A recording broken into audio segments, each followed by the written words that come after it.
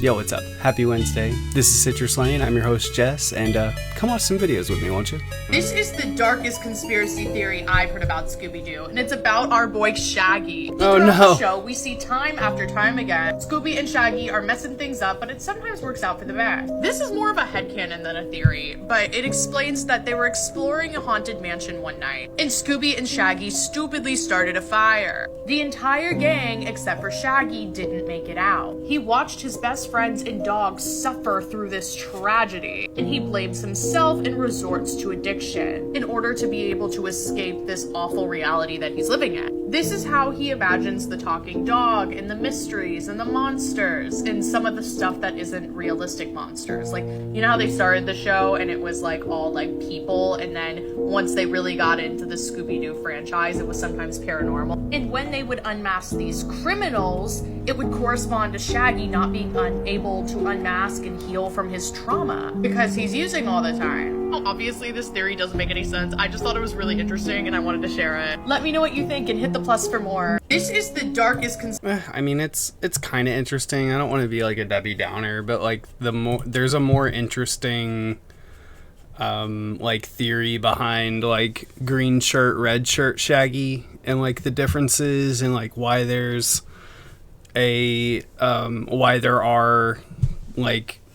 why there's a mystery ink that solves mysteries but they're not real, and then there are mystery inks that solve mysteries and they are real, like in the sense that the monsters are real. There's a much more interesting theory surrounding that, and like if I can find the video, I'll link it below. So check this out. P. Diddy on Biggie's car when the night Biggie got shot, they put a sticker on like the tire. I seen that. And it marked which one was Biggie's. And then that's when he got assassinated. Yeah, I remember that. That's crazy. Yeah. Watch this clip. Puffy has been making money off of Biggie's name for longer than Biggie was alive. People keep forgetting he hadn't turned 25 yet. He was still 24 when he died. It's been over 25 years. Puffy has been making money on that boy's name longer than he lived. It supported all of Bad Boy. His catalog. Clearly, a Biggie Smalls verse. Pretty much all of them died from either a heart attack, except for Kim. So check this out. Yo, so 3 of the guys. And it sounds like he's about to go into more too. I've tried listening to their podcast a few times. It's pretty good. I'm not gonna sit here and shit on it. It's pretty good. I'm a retired FBI agent, and this is a conspiracy theory that keeps me up at night. In 2018, a treasure hunter tipped off the FBI to a large cache of buried, stolen Civil War gold in a rural part of Elk County, Pennsylvania. Now, the story goes, this treasure hunter had been looking into this since around 2011, probably further back than that. But his research showed that during the Civil War, a secret society known as the Knights of the Golden Circle, a group that operated in the North to sabotage the Northern efforts, one of them being to steal this gold that was on its way to the U.S. Mint in Philadelphia and then hide it. Why they never went back for it, I don't know. This treasure hunter had been operating or doing his research and looking for this stuff, and he located a site that was on public land in Pennsylvania.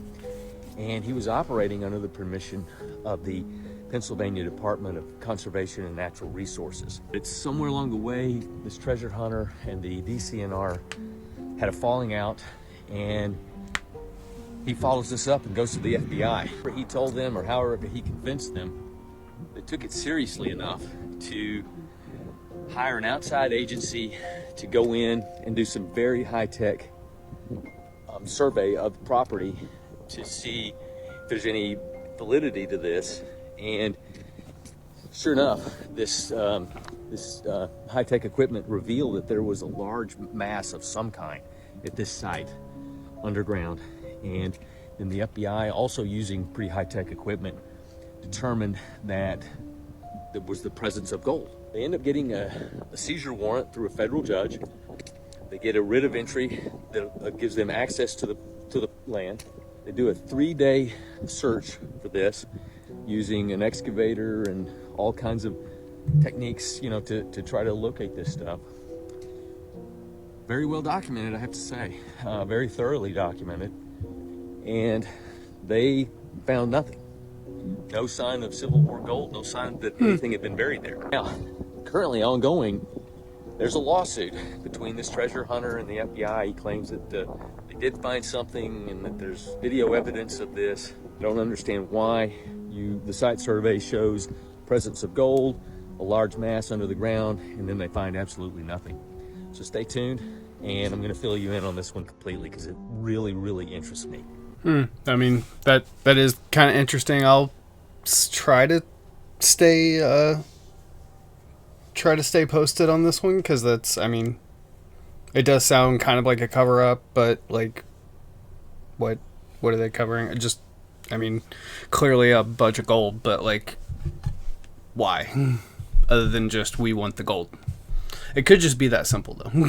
Do you know why this photo has one of the darkest backstories behind it? What even is that? So this photo was taken in 1961 on November 16th, and we see an 11-year-old girl stranded in the middle of the sea, and her name was Terry Jo Dupo, and she was stranded in the middle of the ocean for 4 days with no food or water until a nearby cargo ship found her and saved her. And right when the cargo ship saved her and brought her onto the ship, she collapsed from having heart failure. But this story gets even darker. So how did the girl even get in the middle of the ocean? Okay, so just 3 days before they found Terry Jo Dupo, they actually found another man stranded in the middle of the ocean on a dinghy, and this man was yelling for help. He was in such distress. So the cargo ship stopped and saw the man and helped him onto the ship, and the man introduced himself as Julian Harvey, and he said that he's the captain of the Bluebell ship, and he told everyone that his ship sank due to a violent sea storm, and he explained how he's the only survivor on the ship and everyone else died at sea. So 3 days later, the same cargo ship that saved Julian Harvey ended up saving Terry Jo Dupo and brought her onto the ship. And right when Julian Harvey found out that Terry Jo Dupo was on the ship alive, the next day he was found dead in his room. Wait, what? Did someone kill him? So all the authorities and Coast Guards are trying to figure out who this Terry Jo Dupo girl is, because all they know is that this— Damn.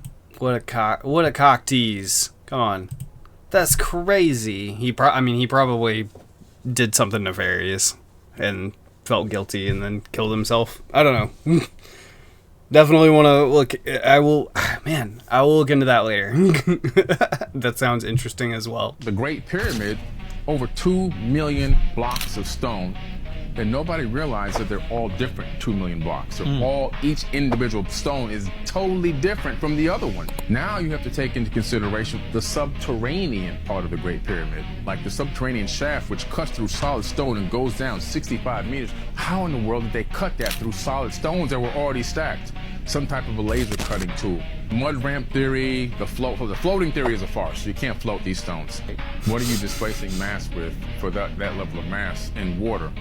Highly unlikely that they would be able to displace that much mass to keep them floating. Once you start really analyzing the stones, the structures, the way that they're interlocked, you see there's an interlocking design system.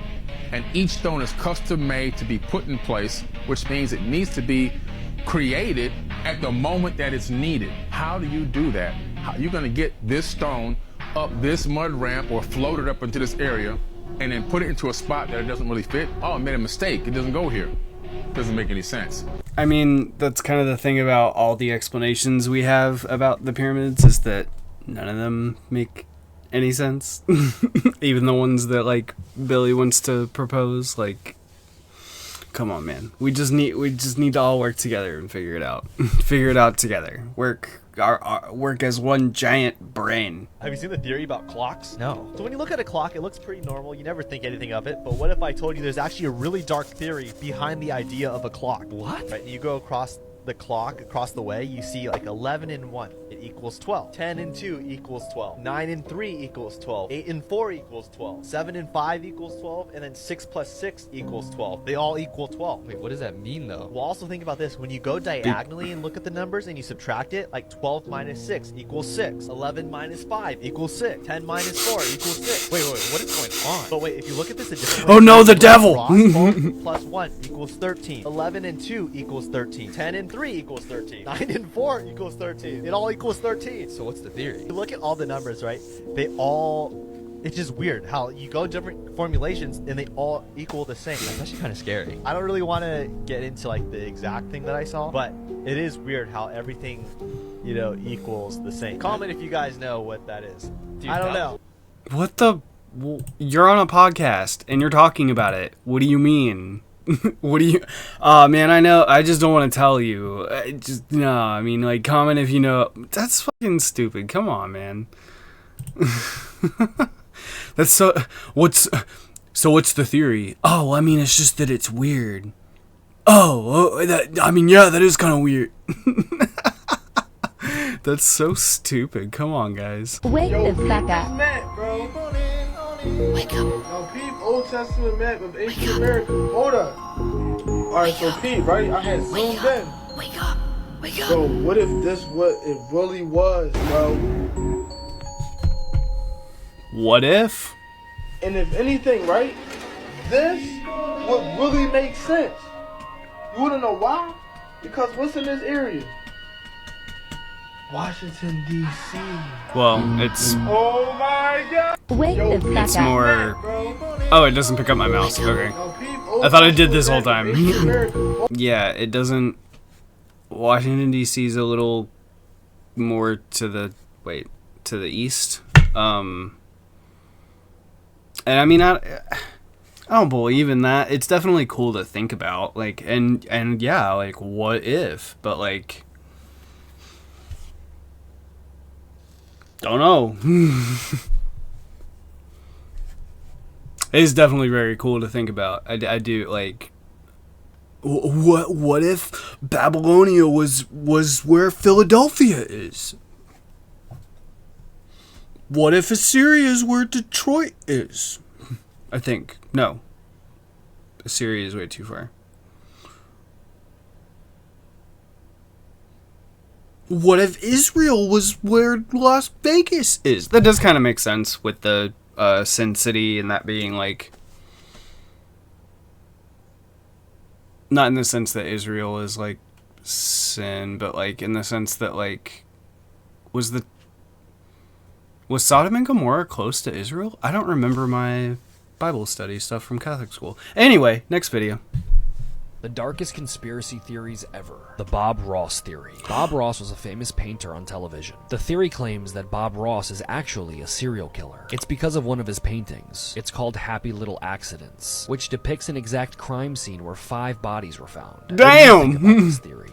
The darkest conspiracy theories ever. Well, that was short and sweet, and I don't want to believe it at all, but it is definitely very interesting. For sure. Darkest conspiracy theories. The Earth virus theory. This theory states that the Earth is a living organism, and we, you and I, the humans, are the virus. The Earth grows plenty of free food, and every animal seems to balance and coexist on Earth in sort of a circle of life. For instance, bees pollinate crops, moving from one plant to the next, fertilizing each plant. It's beneficial. Even though they're taking pollen, they're still being beneficial. But humans, we seem to not benefit the Earth at all. We're more destructive. We clear rainforests, kill the ocean with our plastics, puncture giant holes in the ozone with our chemicals and fuels, and we cause man-made climate disasters. We don't seem to coexist. But before I continue, question time. If aliens were about to destroy the planet, and one came up to you, they chose you, and said, if you show us 2 things on Earth of why we shouldn't destroy this planet and kill you all, what 2 things would you show them to save the Earth? Let me know down below. But anyways, think about the human body. When we're sick, our body creates antibodies to kill off the viruses. That's exactly what the Earth does to us, creating earthquakes, droughts, tsunamis, and other natural disasters. Let's face it, we're destructive in nature. And while a tiny bit of us do try to help the planet, the majority of us selfishly harm it. Maybe we are the virus. Again, the very cool to think about, and that is, at the end of the day, that is what these videos are for, is to watch interesting content. But like, sometimes it is just gonna be like, to have a dose of realism, and it's like, yeah, but like, natural disasters aren't like an immuno response. They're not very similar to like white blood cells assimilating, I don't even know if that's the right word, combating viruses. It's just not the same. Like, I would, you know, if there were another species that had just sprung up out of nowhere that we had no knowledge of that was like hunting us, then yeah, I would be like, oh yeah, we're a virus. But like, this is just one of those like kind of faux edgy theories. what if people were the virus because we are so destructive? I mean, yeah, we are incredibly destructive, and we do need to like balance that shit out. As far as like two things that I would show an alien, I would show them a dog, and dogs, because they are so amazing and they literally wouldn't exist if they weren't for humans. And then what would be the other thing? Does it have to be? Can I show them a place, or? Well, I guess they could see the place without humans. So, I would show them music, and I guess to be more specific, I would ask them for about 3 hours to show them a pretty wide variety of music. Those are my two things: dogs and music. This SpongeBob conspiracy theory is so dark, it will change the way you look at SpongeBob forever. Pearl's father is actually the whale we see in the Jailbreak episode in Season 9. But he's actually in there for killing his wife, aka Pearl's mother, after he tried to flee from the scene. Before getting arrested, Mr. Krabs stumbled across the crime scene and the carcass of the mother whale and baby Pearl left all on her own. But here's the disturbing part: when a whale dies, its carcass can fuel an entire ecosystem. And so Mr. Krabs, overcome with excitement and greed, sees this as an opportunity to make a lot of money and comes up with the idea of the Krusty Krab restaurant, adding pieces of Pearl's mother into the Krabby Patty formula as the secret ingredient. But here's where it gets really dark. Mr. Krabs only adopted Pearl as an alternative meat supply in case he runs out and is trying to isolate her from her father and friends. Could this be the reason why he spoils her with so many gifts so that she doesn't end up leaving? Throughout the show, Mr. Krabs always expresses how once his daughter is fully grown, she's going to go off to college, when in actuality what he means is she's getting butchered, cooked, and served up to customers. Oh my god. That's a crazy theory to think about. It's funny how I called the other ones like kind of overplayed or like whatever, but this one I'm like, what? SpongeBob? No, that's crazy. Also, those pictures were intense.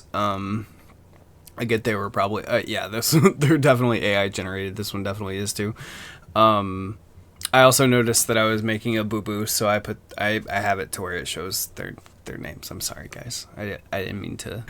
I'm just trying to. These are the darkest conspiracy theories. The Denver airport. Underneath its runways and terminals, some believe lies a vast network of bunkers built by the global elite for an apocalypse. Yep. The phantom time hypothesis. It suggests that 297 years of history were completely fabricated. The year 614 to 911 AD never existed. They say historians altered documents to create a phantom time period for the purpose of controlling the human narrative. The Black Knight satellite. Legend has it, there's an alien satellite that has been orbiting Earth for 13,000 years, sending signals. Some say Nikola Tesla first detected its signals. Could there be truth hidden in these dark theories? All classic theories, classics. The Y-Files has a good video on that last one. Yeah. The Denver airport one. I remember hearing about that when I was 14, and I did not at all think it was gonna like stick around like this, or that we wouldn't have any answers on it at this point. Like, I thought we would either have answers or it would go away. I didn't think it would just like keep perpetuating itself. It's crazy. Did you ever hear about the Grand Canyon theory? No. So the Grand Canyon, one of the world's wonders. There's a theory that the Grand Canyon holds something that none of us knew was there. So back in the 1850s, right? Yeah. The Grand Canyon was used to mine gold. When people started mining it, the gold index crashed because they found so much gold there. Okay. Now what happened was, the government and the military, they closed it off and they made it a sanctuary so that nobody can just go there and then take whatever they want. There was this one guy, his name was Seth Tanner, and he was an explorer. He explored this one cave, and he claims what he saw was ancient Egyptian hieroglyphics in one of the caves. Oh, what did it say? The Grand Canyon, it actually holds the lost city of El Dorado. What? Like, you know, the lost gold city of El Dorado. Yeah, the whole city. The whole city. So if you think about it, it's never found. That ancient tale that all of the natives talk about, the lost city, and the reason the government and the world is trying to keep it a secret is because it would crash the gold price. That's intense, yeah. The Y-Files has a video on that as well. The Y-Files is a really good channel. Go check him out. Which he's got millions, so He doesn't need plugs from me, but he's still awesome.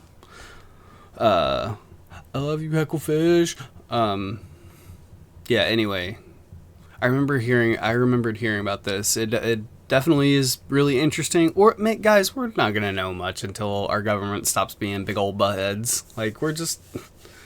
People are just going to have to keep, like, you know, doing investigative journalism, I guess.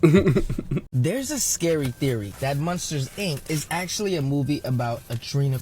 So you know how Monsters, Inc. they have to go through doors to get to our world to scare children to get their screams. These screams power their city. Now the crazy part is they actually have a ranking system in the movie to see who can collect the most screams, scare the most children, right? When they place the screams in the tubes, they eerily look like blood filling up. Now you know how the elites supposedly get the purest adrenaline is by scaring children and scaring them enough so that their adrenaline spikes. They use all different measures to scare their children to get their adrenaline going, including torture. Then once it spikes enough, they take the blood, no matter if it means the victim is alive or not. Now in the movie, the monsters even create a torture machine called the Scream Extractor, and they decided to kidnap the kids and put them in that machine. And at its full capacity, it is even capable of torturing the kids in order to get the scream out. Doesn't matter what it does, as long as it gets the scream, even if it means that child will meet their end. Anything to power the city, right? But what do you think? Is this one big reach, or is something more sinister going on? Yeah, I think with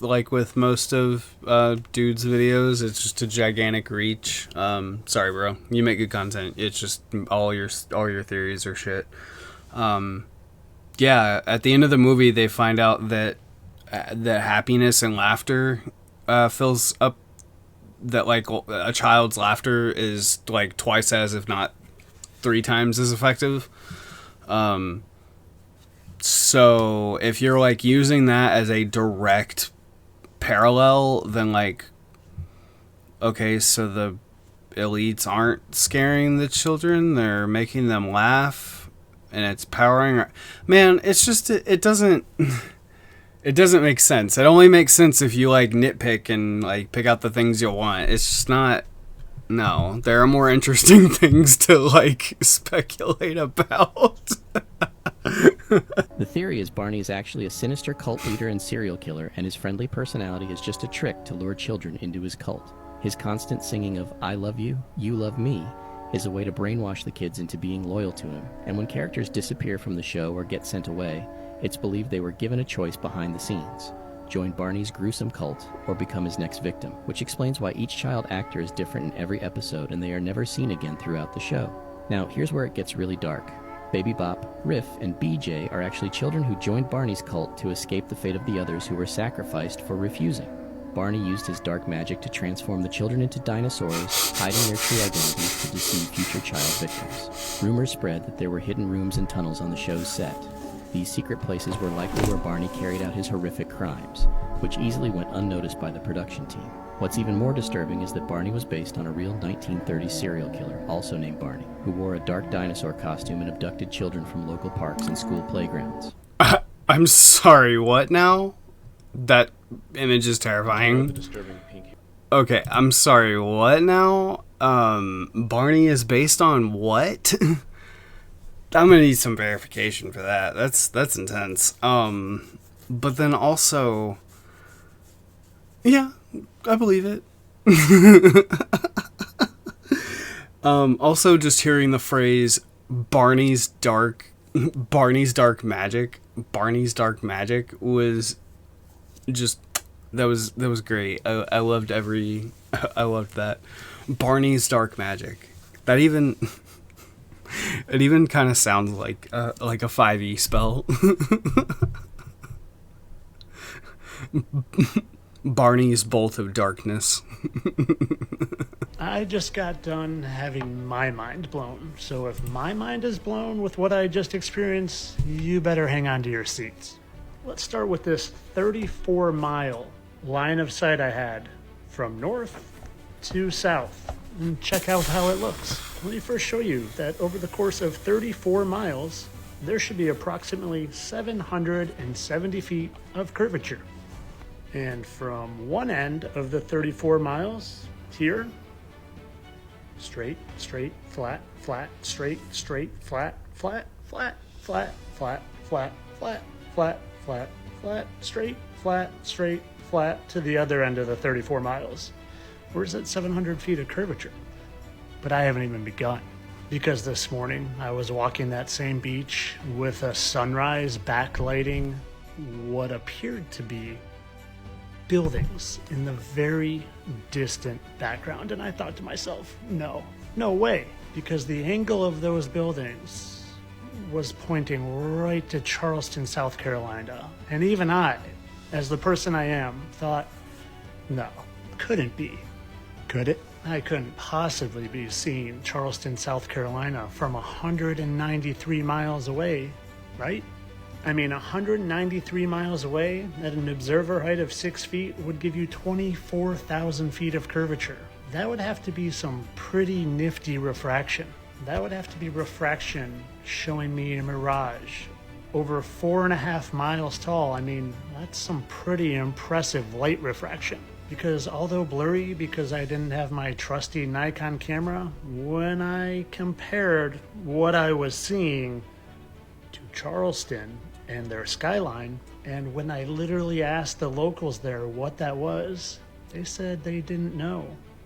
But it seemed to be there only in the mornings, when the sun is backlighting the buildings so you can see. And when you do an overlay, especially with this building and this building, they seem to match pretty well. And when you add up all the pieces of the puzzle, like literally facing directly at those buildings, and the fact that I was there early in the morning to catch the sunrise backlighting those buildings, and when it matches here, even down to that little tiny hump and that little tiny hump, and the overlay seems to match pretty darn well as well, well then at a certain point you really need to ask yourself if you really live on one of those. But of course this is all for entertainment purposes. I know I live on one of these, and although it looks different from picture to picture, I don't question that. Because why would they lie? Do you know how big the lie would have to be for them to pull off something like this? And I mean, what would be the purpose of it? It's not like this would make you think that God didn't exist and we just evolved from monkeys from a Big Bang accident and we're spinning endlessly in an infinite universe and very unimportant. I mean, no, this would never do that. This is all for entertainment purposes, of course. I don't know. That was kind of long, so there's a lot to respond there. I'll make it quick. I don't know, maybe because I grew up like in religious schools, but like I also I'm agnostic now, and I went through like an atheist kind of period, but like maybe it was because I had religious people that were scientific, that were like, the fact that we lived on a globe didn't make them think that we just evolved from monkeys and life is meaningless. Like, I just don't know where that like flat earth argument comes from, that like just because we live in an infinite universe that means that we are like, go watch some Doctor Who. Nobody's worthless. Like, come on. You guys are just being negative. I am all down for the convincing flat earth arguments, though. Why is he able to see the city from that far away? It also, like, it was weird how it looked like it matched up perfectly with the building on the right, but it didn't match up perfectly with the building on the left for whatever reason. I'm just thinking out loud today, but the apocalypse. We think apocalypse, and most people think end of the world. But did you know that apocalypse actually means revelation or unveiling? Let's break this word down. Ellipse. When I think epoch, I think Apocrypha, which is to hide away, but also the books of the Bible that were taken out. Then I think apocalypse. An ellipse is that circle, elliptical orbit, or coming back around. So the apocalypse is when the things that were hidden away come back around. So then I can't help but think about the moon map when things come back around. So is that what the apocalypse is? Is that what the Great Reset is? When the Apocrypha comes back around, when what was hidden is revealed again, so then the world has to end? Is that why the knowledge of these fallen angels were hidden from us? I'm not trying to be doomy and gloomy or anything like that, but I'm just saying, it seems that the Great Awakening and the Great Reset seem to be right next to each other. So it definitely seems like it means the end of one to start another. Like, one must end so another can begin. And they do seem interconnected like that. Yes, most definitely. Have you ever been stuck to your bed? You can't move and you can't scream, and it's like something sitting on your chest? They call this sleep paralysis, and the demons can be pretty predatorial. Sleep paralysis typically comes at a time of life where you're at a pivotal moment, when you're about to leave a negative lifestyle into a more positive lifestyle. My theory is these demons are coming to try to scare you back into the darkness. As experts try to chalk this up as a medical or neurological phenomenon, the problem is the same entities are seen all over the world despite cultural differences or even ever seeing these creatures in movies or anything like that. These demons will scratch you, strike you, SA you, choke you, hold you down. And sometimes they just linger off in the corner and you won't even be facing them, but you'll know they're there. Tales of these sleep paralysis demons go way back. These beings can communicate telepathically or even audibly, and how you know you're beginning to have a sleep paralysis experience is when you're laying there, you start to hear a rumbling and thunder in your ears, and then all of a sudden, boom, you can't move. And then the terror comes in the room. It's like these entities bring it with them. It's manufactured. It's tangible fear. This was the creature from my most terrifying experience.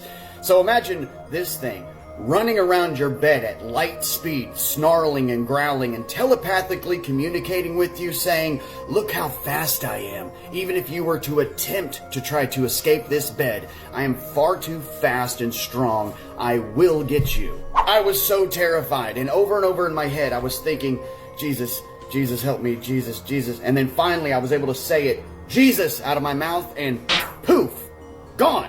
Just like many alien abduction stories, the name of Jesus seems to scare these entities away. It's almost as if they flee by the authority of his name. You can find tons of experiences online where people are dealing with the same exact thing. How am I gonna find a doctor when I'm hallucinating? What do you think, fever monster? What about Sock? Yeah, that was a commercial trying to make these sleep paralysis demons seem like they're friendly or something. Not just most, but all sleep paralysis experiences are fully demonic and terrifying. They're not hallucinations, or some would be fun with little ice cream sandwiches flying around your face. But instead they're terrifying. They mock you, ridicule you, try to make you feel small and weak, and they try to scare you. And it's weird, because out of all the spiritual things I kind of dabbled in, these things only started to come around when I started to walk down the narrow path of Jesus Christ. I've never had like a sleep paralysis experience like that. I have heard numerous times that, like, with UFOs, and not with sleep paralysis, but with other things, like many things that, yep, just you call the name of the Lord. Seems to work. Interesting, for sure. I'm gonna play a palate cleanser. Hey, double S out of my flour. I'm trying to keep them from freezing and you're killing them. Oh my goodness alive. Oh, you make me mad. You're going to jail. Free the homie, wrongly convicted. He's doing life with no parole. I thought he was in jail. He's out on house arrest. Don't you see his monster? He's on house arrest? I turned 21 in prison doing life without parole. But Mama tried. I thought you didn't like him. I don't like him. Yeah, okay. You ain't getting back in my bed. I don't know how he gets in here. Well, here, I'll get him. No, the damage is done. Knows he's bad. He put himself in jail. How did you even get in there? Oh, you make me mad. Stop eating my flowers or I'm going to send you to meet your maker. Oh yeah, he looks terrified. Get down. You're not getting them flowers. He listens real good. Yeah, he just don't obey. Open it and see what you think. Okay. Oh no, take it back. Do you want that arm? Yes, ma'am. Then keep it to yourself. Thank you for watching. I appreciate it. If you want to help out, like, comment, subscribe. First goal is 500, then 1,000. We'll keep going after that. Hope you have a pleasant night. Episodes air Monday through Thursday at 5 p.m. So come back and see me tomorrow. Bye.